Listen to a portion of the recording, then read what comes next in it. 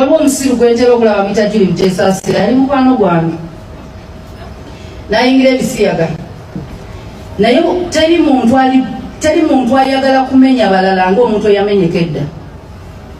Sitaani bwe yafiirwa eggulu amanye ekiriyo tayagala mulala diyingira. Julie Mutesasira kampeyini ye yakulaga nti ebisiyaga kyekisinga obulungi era buli avaayo n'akyogerako ng'akiwagira amuwaana namupositinga naye ani amumanya okujjako bannayuganda. Nali omu ku baali baagala ennyimba ze naye si muntu era n'olimba bwe nduwulira nkyasumulwa Katonda yakozesa endogoyi okwogera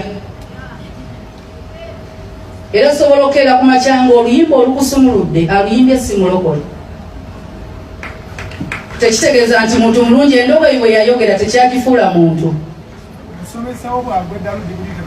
Teri asazaamu diguri nti profesa yagudde eddalu katugisaza.